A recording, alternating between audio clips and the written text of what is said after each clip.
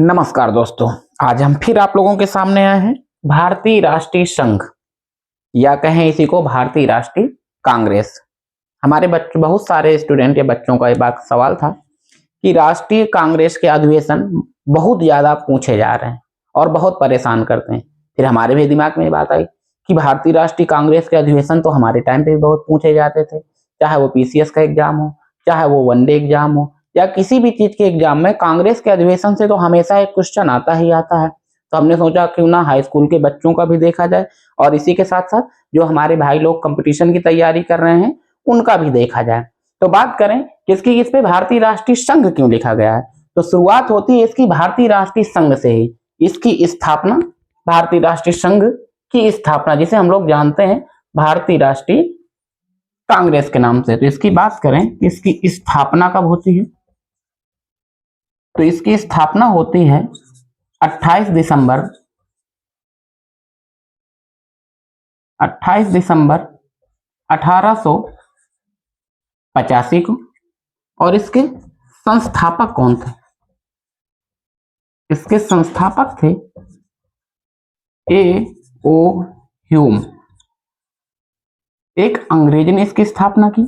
ऐसा क्या हुआ कि अंग्रेज ने, ए ओ ह्यूम एक स्कॉटलैंड देश पड़ता है इंग्लैंड के ऊपर ही, इसमें है ग्रेट ब्रिटेन जिसको हम लोग इंग्लैंड कहते हैं, इंग्लैंड के ऊपर ही स्कॉटलैंड, वहां के ये निवासी थे और भारत में अंग्रेजी सेना में ही एक आईसीएस अधिकारी थे जो ए ओ ह्यूम थे। इनका पूरा नाम था एलन ऑक्टेवियन ह्यूम।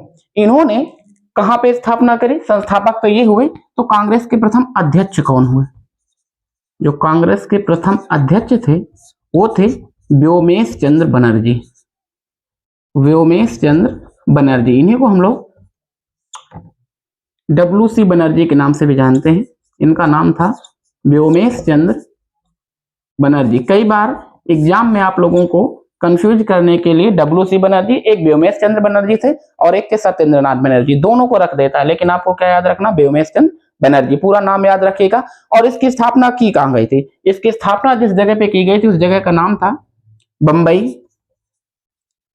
और बंबई में कहां पे, बंबई में था गोकुलदास तेजपाल तेजपाल संस्कृत विद्यालय, जहां पे इसकी स्थापना, इसकी जो स्थापना होनी थी या कह दिया जहां पे इसकी सभा होनी थी पुणे में होनी थी, लेकिन किसी कारण बंबई में हुई। और बंबई में किस जगह पे हुई, गोकुलदास तेजपाल संस्कृत विद्यालय में। प्रथम अध्यक्ष कौन थे, व्योमेश चंद्र बनर्जी। इसी में इनको चुना गया, व्योमेश चंद्र बनर्जी ए ओ ह्यूम को ही कांग्रेस का महासचिव चुना गया, जो 1906 तक लगातार कांग्रेस के महासचिव रहे। बाद में इनकी डेथ हो जाती है 1911 या 12 के आसपास इनकी डेथ हो जाती है। तो पहला अधिवेशन, इससे बहुत सारे क्वेश्चन पूछे थे। कांग्रेस की स्थापना कब हुई, 28 दिसंबर 1800। किसने की, ए ओ ह्यूम ने की थी इसकी स्थापना। एक तरीके से इस वजह से इसकी स्थापना की गई कि भारतीयों को अगर कोई समस्या, छोटे छोटे दल कई सारे आंदोलन करते थे, तो अंग्रेजों ने सोचा कि क्यों ना एक ऐसा दल बना दिया जाए जो भारतीयों की परेशानी को सुनने के लिए तैयार हो। एक तरीके से अपने लिए एक सेफ्टी वॉल तैयार की कि छोटे छोटे बहुत सारे दल हैं, इसी वजह से इसको सेफ्टी वॉल की संज्ञा भी दी जाती है कांग्रेस को, कि उस समय इस वजह से इसको बनाया गया था। और उस समय भारत के वायसराय कौन थे, ये बहुत क्वेश्चन पूछा जाता है। जब कांग्रेस की स्थापना हुई उस समय भारत के वायसराय कहते हैं गवर्नर जनरल कौन थे, तो उस समय जो गवर्नर जनरल थे उनका नाम था डफरिन। ये कांग्रेस के गवर्नर जनरल थे। एक क्वेश्चन बीपीएससी में पिछली बार पूछा गया है कि कांग्रेस की स्थापना जब हुई, जब पहली बैठक हुई, तो उसमें जो अध्यक्षता व्योमेश चंद्र बनर्जी कर रहे थे, उसमें कितने सदस्यों ने भाग लिया, तो उसमें कितने सदस्यों ने भाग लिया था, मात्र 72 सदस्यों ने उसमें भाग लिया। अब बात यह थी कि कांग्रेस, तो इससे डफरिन ने इसकी आलोचना करते हुए क्या कहा कि कांग्रेस सूक्ष्मदर्शी अल्पसंख्यकों का एक समूह है। ये कौन कह रहे थे, लॉर्ड डफरिन। इसके बाद कांग्रेस के में एक और आगे आते हैं लॉर्ड कर्जन। अभी बात थोड़ी यहाँ पे फंसती है कि भारतीय राष्ट्रीय जो संघ था, भारतीय राष्ट्रीय कांग्रेस, इसमें क्वेश्चन पूछा कि भारतीय राष्ट्रीय संघ का, कांग्रेस का नाम किसने परिवर्तित किया, तो नाम परिवर्तित किया था दादा भाई नौरोजी, जिनको वयोवृद्ध पुरुष भी कहा जाता है। भारतीय राजनीति के एक तरीके से जनक भी कई लोगों ने उनको संज्ञा दी। इसका प्रथम अधिवेशन होता है 1885, कहां पे, बंबई पे। दूसरा अधिवेशन इसका कहां होता है, 1886। इसको आप लोग नोट करते जाइएगा। और अपने पास नोट्स बना के रखिएगा। सिर्फ अभी आपके हाई स्कूल के एग्जाम में ही नहीं, यहाँ तक कि आगे आने वाले कंपटीशनों में भी आपको बहुत काम आने वाला है। द्वितीय अधिवेशन में ही इसमें अध्यक्ष बनते हैं दादा भाई नौरोजी। दादा भाई नौरोजी द्वितीय अधिवेशन में कांग्रेस के अध्यक्ष बनते हैं। और यह अधिवेशन होता कहां पे? यह अधिवेशन होता है कलकत्ता में।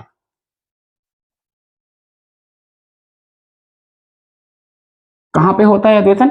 यह अधिवेशन होता है कलकत्ता में। जगह जरूर याद रखना है कि 1886 अधिवेशन हाई स्कूल में मानचित्र में अक्सर पूछा जाता है कि दादा भाई नौरोजी। इसमें खास क्या है कि दादा भाई नौरोजी कांग्रेस में सबसे अधिक बार अध्यक्ष बनाए गए। कितनी बार बनाए गए? 3 बार अध्यक्ष बनाए गए दादा भाई नौरोजी। एक बार तो 1886 में बनाए गए, एक बार 1893 में बनाए गए और एक बार 1906 में बनाए गए। दादा भाई नौरोजी 3 बार इसके अध्यक्ष बनाए गए। अब बात आई 1886 में तो दूसरा सम्मेलन हो गया। अब बात आती है 1887। कहा हुआ था? दूसरा कलकत्ता में। 1887 में अध्यक्ष बनते हैं बदरुद्दीन तैयब। बदरुद्दीन तैयब अध्यक्ष बनते हैं और ये होता कहां है? मद्रास।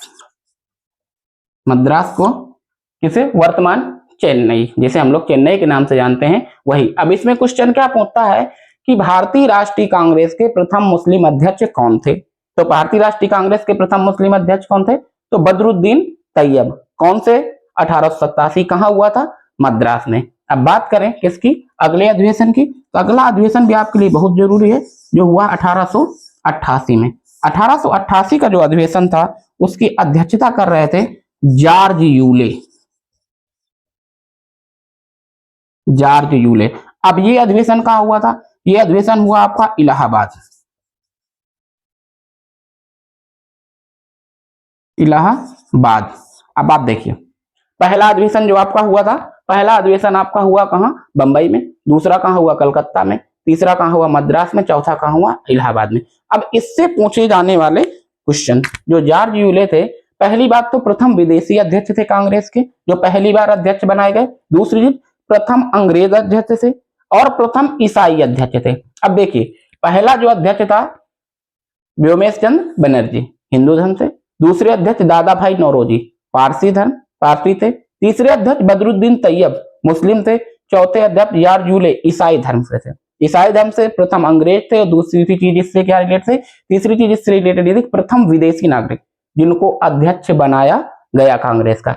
इसके बाद बात करें किसकी? 1889।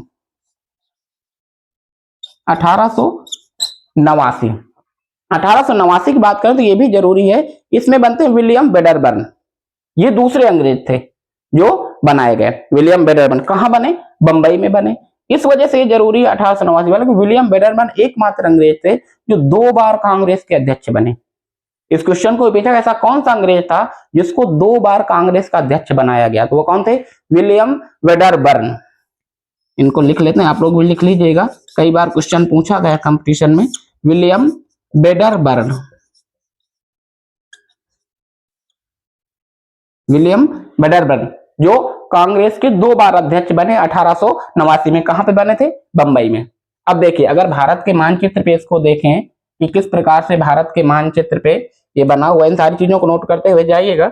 इसको हम थोड़ा सा मिटा देते हैं। कई बच्चों ने हमारी शिकायत की थी कि सर आप हाथ से क्यों इसको इरेज करते हैं पढ़ाते समय, उसके लिए डस्टर का यूज करिए। जल्दबाजी में हम हाथ से ही उसको इरेज कर देते रहे।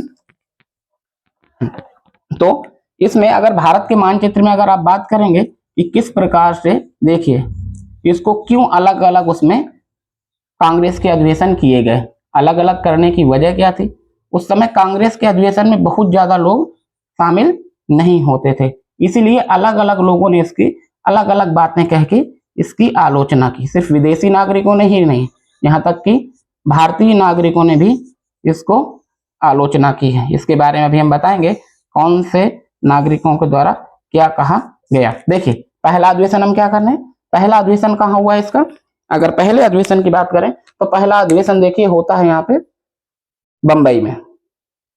दूसरा अधिवेशन इसका पहुंच जाता है कलकत्ता यानी पश्चिम बंगाल। तीसरा पहुंच जाता है मद्रास यानी यहाँ तमिलनाडु।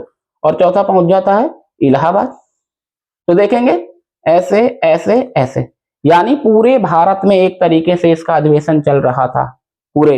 यस, ऐसा क्यों किया जा रहा था? ऐसा इसलिए किया जा रहा था, ऐसा करने की वजह से कि संपूर्ण भारत के लोग इससे जुड़ चुके हैं। चलिए चलते हैं अपने टॉपिक की ओर फिर से।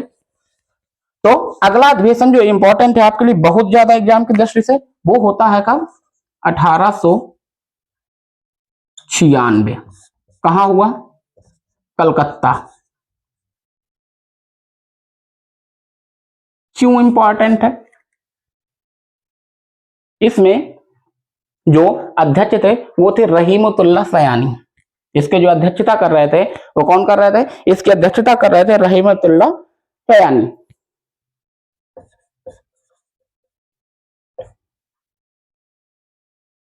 रहीमतुल्ला सयानी। ये जरूरी क्यों है? ये ऐसा पहला अधिवेशन था जिसमें पहली बार भारत का वंदे मातरम गाया गया। 1896 कलकत्ता अधिवेशन। अध्यक्ष कौन थे? रहीमतुल्ला सयानी। कहां पे था? इस पे की इंपॉर्टेंट क्या था कि पहली बार इसमें वंदे मातरम गाया गया। वंदे मातरम जो भारत का एक तरीके से राष्ट्रीय गीत है, इसकी रचना किसने की थी? इसकी रचना की थी बंकिम चंद्र चटर्जी। अब इसमें क्वेश्चन पूछता है कि वंदे मातरम कौन से अधिवेशन में गाया गया? कलकत्ता अधिवेशन में। कब हुआ? 1896। अध्यक्ष कौन थे? रहीमतुल्ला सयानी। लेकिन इससे क्वेश्चन पूछता है कि जो वंदे मातरम लिया गया उसकी रचना किसने की थी? तो रचना किसने की थी उसकी? बंकिम चंद्र चटर्जी ने की थी। तो वो कौन से उपन्यास से लिया गया था? वो कौन से उपन्यास से लिया गया था? तो वो लिया गया था बंकिम चंद्र चटर्जी के उपन्यास आनंद मठ से। इस चीज को भी याद रखना है बहुत अच्छे से। इसके बाद अगर हम बात करें तो अगला अधिवेशन जो जरूरी है वो कब हुआ था? फिर से आप क्या आ जाते हैं? दादा भाई नौरोजी, 1906। इसमें अध्यक्ष कौन थे? दादा भाई नौरोजी। दादा भाई नौरोजी फिर से अध्यक्ष बनते 1906 में, और ये भी कहां होता है? कलकत्ता में ही होता है। अब ये क्यों जरूरी है? ये इसलिए जरूरी है क्योंकि पहली बार इस अधिवेशन में स्वराज शब्द का प्रयोग किया गया। स्वराज शब्द पहली बार आता है। क्वेश्चन पूछता है कि स्वराज शब्द पहली बार कौन से अधिवेशन में आया? तो कौन से अधिवेशन में? 1906। कहां हुआ था? कलकत्ता में हुआ था। अध्यक्ष कौन थे? दादा भाई नौरोजी। दादा भाई नौरोजी। इसके बाद जस्ट अगला अधिवेशन भी आपके लिए बहुत जरूरी है, जो कब होता है? 1907 में। कहां होता है? सूरत में होता है। अब ये क्यों जरूरी है? इसकी अध्यक्षता किसने की थी? रास बिहारी घोष ने। सूरत अधिवेशन। ये क्यों जरूरी था? ये इसलिए जरूरी था कि पहली बार कांग्रेस में विभाजन होता है। तो क्वेश्चन पूछता कि प्रथम कांग्रेस में प्रथम विभाजन कब हुआ? तो 1907 में हुआ। या पूछता कांग्रेस में प्रथम विभाजन कौन से अधिवेशन में हुआ था? तो कौन से अधिवेशन में हुआ था? सूरत अधिवेशन में कांग्रेस का विभाजन हुआ था। कब विभाजन किसमें हुआ? कि एक बन जाता है इसका गरम दल और एक बन जाता है नरम दल।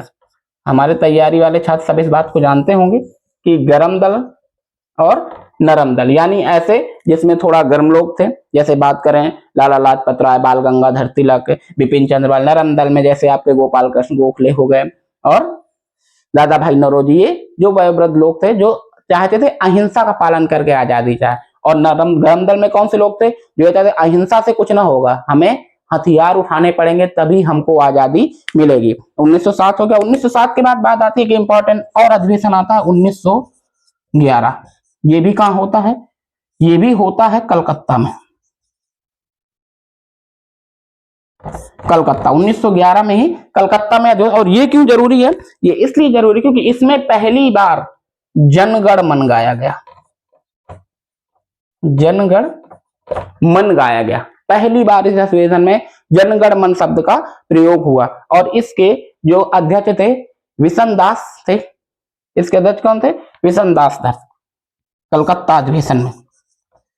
तो इस क्वेश्चन को भी आपको याद रखना है। 1911 और 1896 एग्जाम में सबसे ज्यादा पूछे जाने वाले दो अधिवेशन है कि वंदे मातरम किसमें गाया गया था? 1896 कलकत्ता अधिवेशन, रहीमतुल्ला सयानी। और इसकी बात करें तो इसको कब गाया गया था? इसको 1911 में जनगण मन। जनगण मन की रचना किसने की थी? रविंद्रनाथ टैगोर ने। रविंद्रनाथ टैगोर एक पहले व्यक्ति हैं कि जिनकी रचनाएं दो देशों के राष्ट्रगान के रूप में, एक तो भारत में जनगण मन के रूप में और दूसरी कहां पे? दूसरी होती है आपके बांग्लादेश में आमार सोनार बांग्ला। तो ये चीजें हो गए। इसका विशन नारायण धर, इसका विशन नारायण धर। कलकत्ता अधिवेशन के अध्यक्ष विशन नारायण धर 1911 अधिवेशन और 1896 अधिवेशन के रहमतुल्लाह सयानी। 1911 के बाद जो आपके लिए जरूरी है वो है 1916। 1916 कहां होता है? लखनऊ में। इसके अध्यक्ष कौन थे? इसके अध्यक्ष थे अंबिका चरण मजमूदार। अंबिका चरण मजमूदार। अब ये क्यों जरूरी है 1916 जो अंबिका चरण मजमूदार जिसमें अध्यक्ष थे, ये इसलिए जरूरी है क्योंकि यही अधिवेशन था जो सूरत में जो कांग्रेस का अलगाव हुआ था, लड़ाई हुई थी, या कह दें सीधी सी भाषा में कि जो ब्रेकअप हो गया था कांग्रेस के अंदर, वो इसमें क्या हो गया? फिर से पैचअप हो गया। सिर्फ कांग्रेस ही नहीं, 1906 के अंदर एक नया दल बनाया गया था जो मुस्लिम लीग की स्थापना हुई थी, वो भी एक तरीके से कांग्रेस से बाहर एक अलग दल था। 1916 में हुआ क्या? वापिस से कांग्रेस में ही विलय हो गया। तो किनका हुआ? गरम दल, नरम दल प्लस मुस्लिम लीग का। लेकिन मुस्लिम लीग 1918 के अधिवेशन में फिर से अलग हो जाती। क्वेश्चन पूछता है कि मुस्लिम लीग फिर कब अलग हो गई? तो 1918 में कांग्रेस से फिर से मुस्लिम लीग अलग हो जाती है। 1916 के बाद लगातार एक और अगला अधिवेशन फिर होता है 1917। इसके अध्यक्ष कौन थे? ये बहुत जरूरी है। एक आपको बताया 1896 बहुत जरूरी है, 1911 बहुत जरूरी है, 1907, 1917 सबसे ज्यादा पूछा जाता है और सबसे ज्यादा गलत भी हमारे बच्चे यही करके आते हैं। इसमें प्रथम महिला अध्यक्ष 1917 अधिवेशन, प्रथम महिला अध्यक्ष हुआ कहां? ये भी कहां होता है? 1917 अधिवेशन।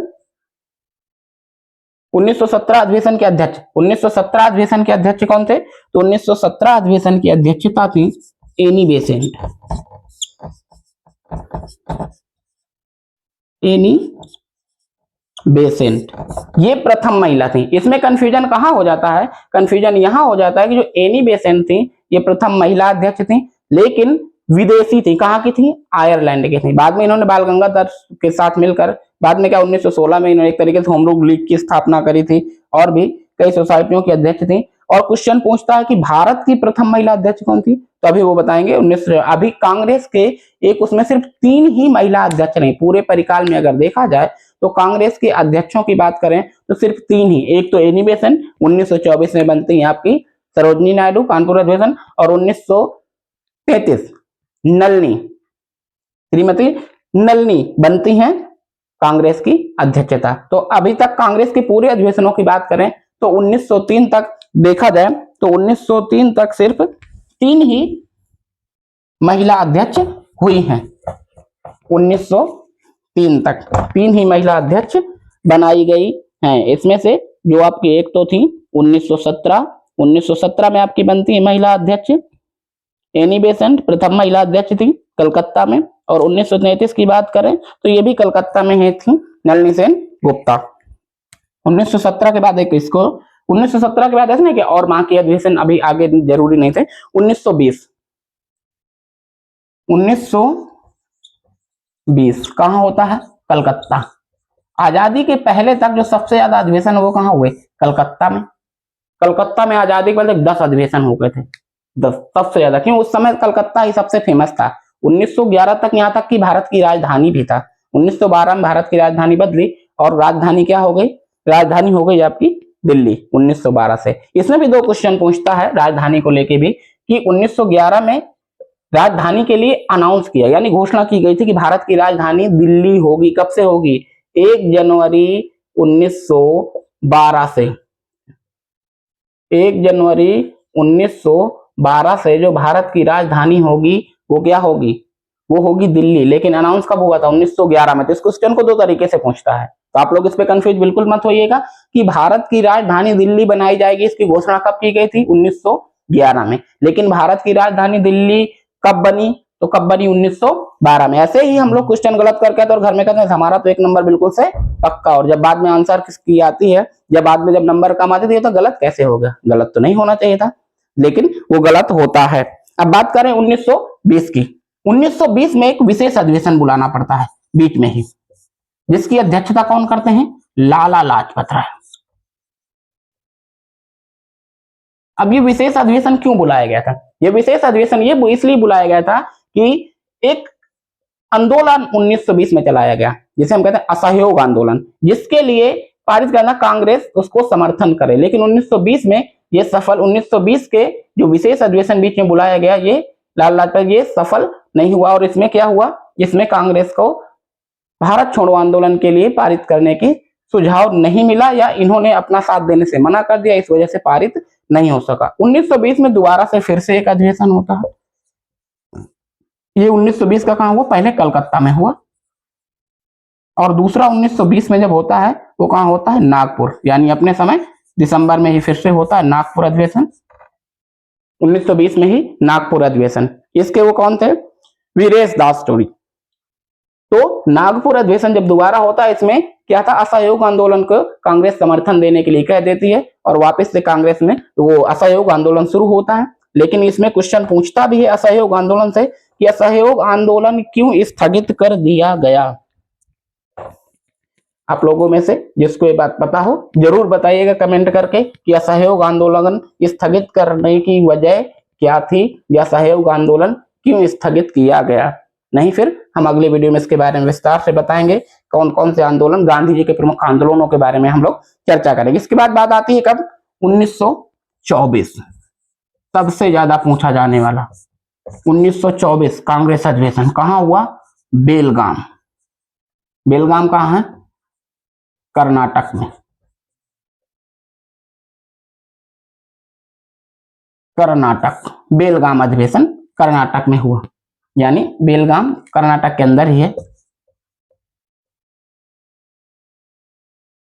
इसके अध्यक्ष कौन थे, इसके अध्यक्ष थे महात्मा गांधी। पहली बार और आखिरी बार, सिर्फ एक बार कांग्रेस के अधिवेशन के अध्यक्ष रहे, और कौन थे, महात्मा गांधी। कब बने, 1924 में। इसके बाद जो अगला आपके लिए जरूरी है वो है 1925, कहां हुआ, आपके कानपुर। कानपुर तो आप सब लोग जानते ही होंगे, कानपुर में अधिवेशन हुआ, और इसकी अध्यक्षा कौन थी, श्रीमती सरोजनी नायडू।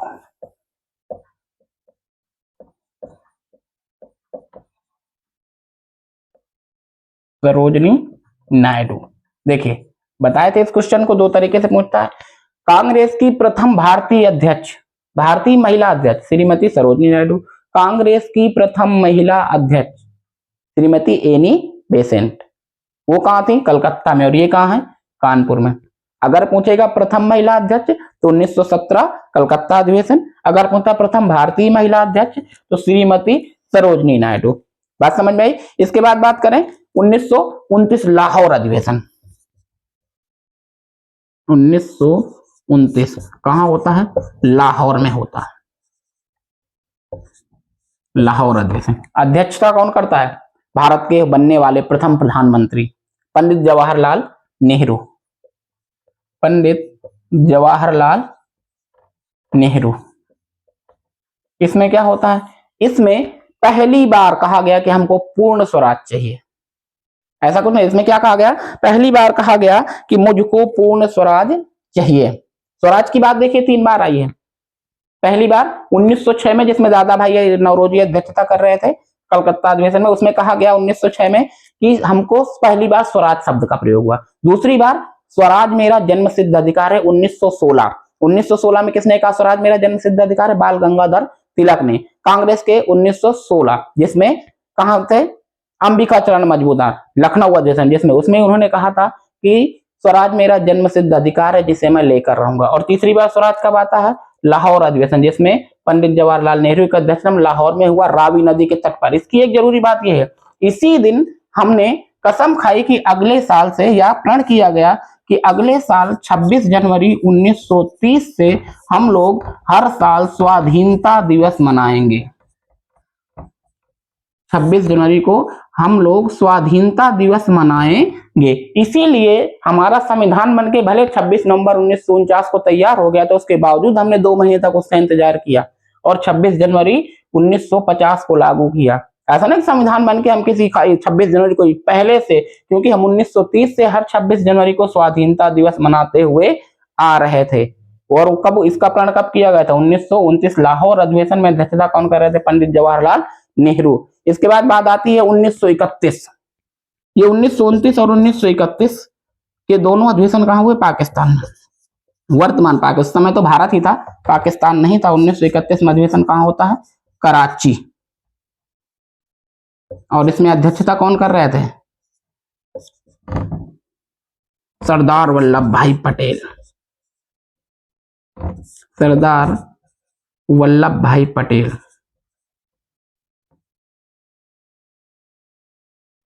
सरदार वल्लभ भाई पटेल 1931 कराची अधिवेशन सबसे ज्यादा जरूरी। इसमें मौलिक अधिकारों के लिए पहली बार का बात आती है 1931 में। और इसी में महात्मा गांधी को काले झंडे दिखाए गए। क्वेश्चन पूछा है कई बार, पीसीएस में भी पूछ चुका है कि महात्मा गांधी को काले झंडे कौन से अधिवेशन में दिखाए गए? कराची अधिवेशन 1931। सरदार वल्लभ भाई पटेल अध्यक्ष थे। इसी में पहली बार मौलिक अधिकारों पारित किए गए। क्यों काले झंडे दिखाए गए थे? क्योंकि 1931 में ही गांधी जी ने 5 मार्च 1931 को गांधी इरविन पैक्ट होता है, जिसमें गांधी जी इस बात के समझौता करके आते हैं कि हमारे किसी भी स्वतंत्रता सेनानी को फांसी की सजा, जिनको क्योंकि उस समय भगत सिंह, राजगुरु, सुखदेव को फांसी की सजा दी जा चुकी थी, लेकिन वो उस समझौते में उन्होंने लिखा कि जो भी आपके राजद्रोही होंगे, राष्ट्रद्रोहियों को छोड़कर सबको छोड़ दिया जाएगा। लेकिन सरदार भगत सिंह के ऊपर राष्ट्रद्रोह का मुकदमा लगा था और ये समझौता करके चले आते हैं। बाद में उनको फांसी दे दी जाती है। जब गांधी जी कहते हैं कि भाई भगत सिंह को क्यों फांसी दे देगी जब हमारे बीच समझौता हो, तो उन्होंने कहा था उसमें साफ साफ लिखा है, जैसे आप लोग कोई बीमा लेते हैं उसके नीचे छोटे छोटे शब्दों में लिखा टैक्स एंड चार्ज अप्लाई, या लिखा है छोटे छोटे नियम एवं शर्तें लागू। उन्होंने कहा उसमें आपने पढ़ाई ना, उसमें लिखा था कि जिन पर राष्ट्रद्रोह लगा हुआ है उनको नहीं छोड़ा जाएगा, उनको छोड़कर। और भगत सिंह पर क्या लगा हुआ था? राष्ट्रद्रोह। इस वजह से उनको फांसी दे दी गई।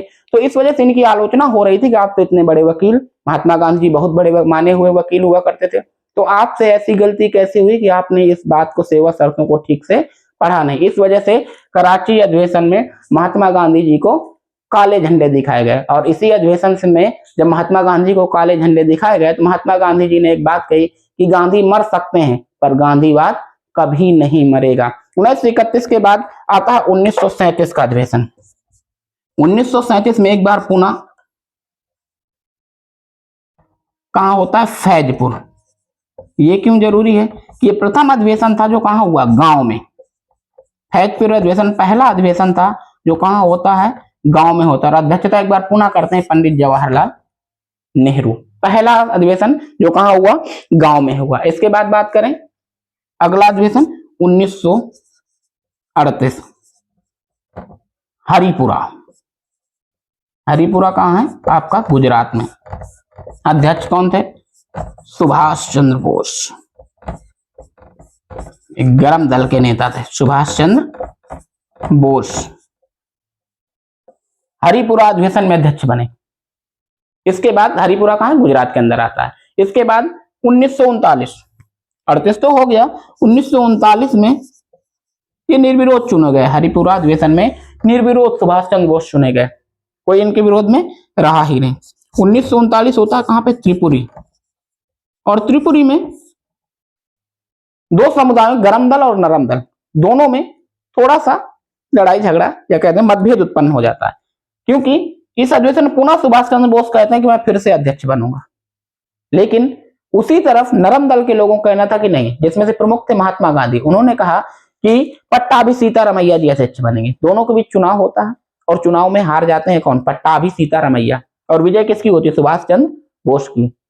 क्योंकि वो जो प्रत्याशी पट्टाभी सीतारमैया जी थे उनको किसने खड़ा किया था? महात्मा गांधी समर्थित प्रत्याशी थे। और होता क्या है? वो हार जाते हैं। उनकी हार के बाद महात्मा गांधी का एक कमिटमेंट आता है या एक वक्तव्य बोलते हैं कि ये सीतारमैया की हार नहीं है, ये मेरी हार है। इस बात से व्यथित होकर सुभाष चंद्र बोस उस पद से इस्तीफा दे देते हैं।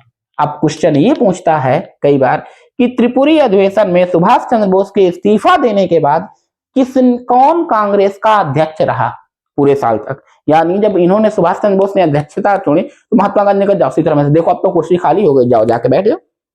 उन्होंने कहा ये तो बख्शीश में दी हुई चीज हम लेंगे नहीं। उन्होंने कहा मैं नहीं बैठूंगा, ये तो हार से ज्यादा बेइज्जती वाली बात हो गई। तो उस बीच किसको अध्यक्ष बनाया जाता है? राजेंद्र प्रसाद को। इस बात ये क्वेश्चन कई बार पूछा गया है बड़े बड़े एग्जामों में कि त्रिपुरी अधिवेशन में जब सुभाष चंद्र बोस अपने उससे इस्तीफा दे देते हैं तो उसके बाद अध्यक्ष कौन बनता है? तो अध्यक्ष कौन बनते हैं? राजेंद्र प्रसाद। 1900 त्रिपुरी अधिवेशन में लड़ाई झगड़ा होने के बाद होता क्या है? के लिए बार बार हमारे डस्टर का इनको हाथ का इस्तेमाल करते हैं इसको मिटाने के लिए। 1939 में जब लड़ाई झगड़ा हो जाता है तो 1940 से लेकर 1945 तक कांग्रेस के अध्यक्ष कौन रहते हैं? अबुल कलाम आजाद। अब्दुल कलाम आजाद नहीं, अबुल कलाम आजाद। एक बार ये और अधिवेशन के अध्यक्ष रहे थे सबसे लंबे समय तक, क्वेश्चन पूछेगा, लगातार 6 साल तक अध्यक्ष रहे, सबसे लंबे समय तक अध्यक्ष रहने वाले अबुल कलाम आजाद। एक बार ये और 1923 में एक अधिवेशन हुआ था जिसमें ये बनते विशेष अधिवेशन था, अबुल कलाम आजाद बने थे, जिसमें इनको सबसे कांग्रेस का सबसे युवा अध्यक्ष बनने का को याद है, और भारत के पहले शिक्षा मंत्री भी थे। भारत के पहले शिक्षा मंत्री अबुल कलाम आजाद, लगातार 6 साल तक कांग्रेस के अध्यक्ष रहने वाले अबुल कलाम आजाद, सबसे युवा कांग्रेस के अध्यक्ष अबुल कलाम आजाद। इसके बाद 1946-47 में कहां अधिवेशन होता? 1946 में अधिवेशन होता है फिर मेरठ में, मेरठ अधिवेशन। अध्यक्ष कौन थे मेरठ अधिवेशन के? तो जेबी कृपलानी। कौन बनते हैं? जेबी कृपलानी, और ये लगातार अध्यक्ष रहते हैं 1947 तक। अब इसमें क्वेश्चन क्या पूछेगा कि जब भारत 15 अगस्त 1947 को आजाद हुआ उस समय कांग्रेस के अध्यक्ष कौन थे? तो उस समय कांग्रेस के अध्यक्ष कौन थे? जेबी कृपलानी जी। लेकिन जेबी कृपलानी जी ने क्या किया? दिसंबर से पहले ही क्या कर दिया? इस्तीफा दे दिया। जब दिसंबर से पहले इस्तीफा दे दिया तो 1948 में जब दोबारा चुनाव हुए 1948 में, तो इसमें अध्यक्ष कौन चुने जाते हैं? इसमें अध्यक्ष चुने जाते हैं फिर से, यानी जो हार चुके थे आपके पट्टाभी सीतारमैया। ये क्वेश्चन भी आपको याद रखना है, इसलिए याद रखना है क्योंकि क्वेश्चन पूछा गया है कि 1939 त्रिपुरी अधिवेशन में हारने के बाद सीतारमैया दोबारा कब अध्यक्ष बने, यानी पहली बार फिर दोबारा कब चुनाव में उतरे और दोबारा से अध्यक्ष कब बने? तो कब बने? 1948 में। लेकिन जब इन्होंने इस्तीफा दिया और पट्टाभी सीतारमैया, इन दोनों के बीच में थोड़ा गैप था, तो इस बीच के गैप में अधिवेशन के अध्यक्ष कौन रहे? तो उस अधिवेशन के अध्यक्ष बीच में राजेंद्र प्रसाद जी को बनाया गया। राजेंद्र प्रसाद जी कौन थे? भारत के होने वाले पहले राष्ट्रपति। राजेंद्र प्रसाद को बीच में कुछ समय के लिए बनाया गया। तो इसमें भी क्वेश्चन पूछता है बड़े बड़े एग्जामों में कि जब 1947 आजादी के बाद जेबी कृपलानी, यानी आजादी के समय भारतीय कांग्रेस के अध्यक्ष कौन थे? तो वो तो जेबी कृपलानी, लेकिन उन्होंने इस्तीफा दे दिया और 1948 में जब चुनाव हुए उस बीच में जो समय था उस बीच में अध्यक्ष किसको बना दिया गया था? राजेंद्र प्रसाद जी को बनाया जाता है अध्यक्ष। अभी बात आई थी कि भारतीय राष्ट्रीय संघ क्यों लिखा गया, तो भारतीय राष्ट्रीय संघ के नाम से ही एओ ह्यूम जी ने, या उनका पूरा नाम भी कई बार पूछा, एलन ऑक्टेवियन ह्यूम, जो भारतीय राष्ट्र संघ था इस नाम से या इंडियन नेशनल यूनियन के नाम से था, जिसको बाद में दादा भाई नौरोजी ने उसका नाम बदल दिया और क्या कर दिया था? Indian national Congress. कई बार क्वेश्चन पूछा गया है, तो आप लोगों को क्या करना है, इस वीडियो को 2 से 3 बार जब आप लोग देखेंगे तो ये सारी डेटें, कौन सा अधिवेशन कहाँ हुआ, चाहे वो हमारे हाई स्कूल के बच्चे हो या जो हमारे भाई लोग कंपटीशन की तैयारी कर रहे हैं, इस वीडियो को जब कई बार देखेंगे तो ये डेटें अपने आप से याद हो जाएंगी। खास करके कुछ अधिवेशन जो बहुत जरूरी है कि पहली बार वंदे मातरम कब गाया गया, जनगण मन कब गाया गया, या पहली महिला अध्यक्ष, प्रथम भारतीय महिला अध्यक्ष या दूसरी भारतीय महिला अध्यक्ष कौन थी? नलिनी सेनगुप्ता कब बनती? 1933 में। कहाँ होते हैं? ये भी कलकत्ता में ही बनती हैं। तो इस चीज का भी आप लोगों को याद रखना। कांग्रेस के लिए कई लोगों ने कई सारी बातें कही थी, जैसे फिरोज शाह मेहता ने कह दिया कि कांग्रेस की आवाज जनता की आवाज नहीं है। ये फिरोज शाह मेहता जी ने इसके बारे में कहा कि कांग्रेस की जो आवाज है, यानी इसके आलोचना में कौन कौन से शब्द कहे जाते हैं, तो फिरोज शाह मेहता ने कहा था कि कांग्रेस की जो आवाज है उसको जनता की आवाज नहीं या हमारी आवाज ना माना जाए। तिलक जी ने क्या कहा था? बाल गंगाधर तिलक ने उस टाइम पे उन्होंने ये कहा था कि कांग्रेस एक भीख मांगने वाली संस्था है इसकी। करजन ने क्या कहा था? कांग्रेस अपने पतन की ओर लड़खड़ाती हुई जा रही है और मैं इसकी अंत देखने की कामना करता हूं। लॉर्ड करजन 1905 में, जिन्होंने क्या किया था? बंगाल का विभाजन कर दिया था।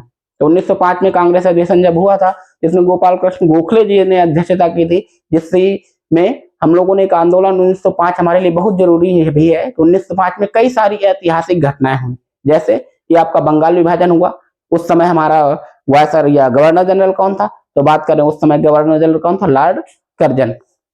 और बंगाल विभाजन रद्द कब किया गया? 1911 में। अभी आप लोगों को बता चुके हैं कि जब हमारी दिल्ली की स्थापना के साथ बंगाल विभाजन भी 1911 में रद्द किया गया था और 1911 में हमारी राजधानी भी स्थानांतरित की गई थी।